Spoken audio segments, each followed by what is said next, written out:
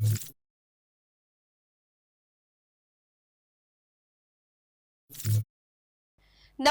હું છું પ્રિયા અને તમે જોઈ રહ્યા છો જનતા કી જાણકારી ન્યૂઝ। નજર કરીએ આજના સમાચાર। સુરતની મહાનગરપાલિકાની ડ્રેનેજ વિભાગની બેદરકારીને સામે આવી।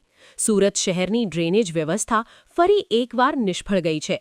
કોટ વિસ્તારના કાદરશા નાળ વિસ્તારમાં ડ્રેનેજ લાઇન તૂટવાથી છેલ્લા 2 દિવસથી ગટર જેવી સ્થિતિ સર્જાઈ છે। સમગ્ર વિસ્તારમાં જનજીવન ઠપ થઈ ગયું છે। શેરીઓ અને ગલીઓમાં 3 ફૂટ સુધી ગંદુ પાણી ભરાઈ ગયું છે। પરિસ્થિતિ એવી છે કે વાહન ચાલકોથી લઈને રાહદારીઓ સુધી દરેકને ભારે મુશ્કેલીઓનો સામનો કરવો પડી રહ્યો છે।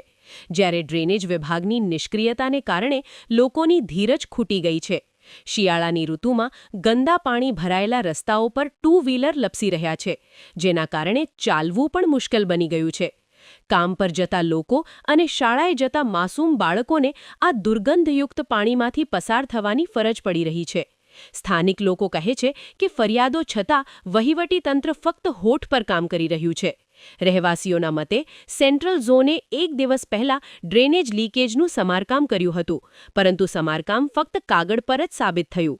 બુધવારે સવારે ફરી એકવાર આખો વિસ્તાર પાણીથી ભરાઈ ગયો હતો, જેનાથી સ્પષ્ટ થઈ ગયું હતું કે કાયમી ઉકેલને બદલે કામચલાઉ પેચ લાગુ કરવામાં આવી રહ્યા છે।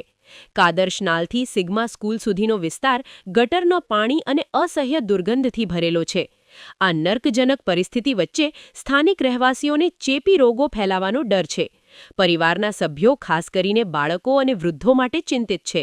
ડ્રેનેજ વિભાગ દાવો કરે છે કે લીકેજને સુધારવા માટે યુદ્ધના ધોરણે કામ ચાલી રહ્યું છે, પરંતુ જમીન પર પરિસ્થિતિ કંઈક અલગ જ કહે છે। નાગરિકોએ ચેતવણી આપી છે કે જો ટૂંક સમયમાં કાયમી ઉકેલ નહીં મળે તો તેઓ આંદોલન કરવાની ફરજ પડશે। રિપોર્ટર સુનીલ ગાંજાવાલા, સુરત।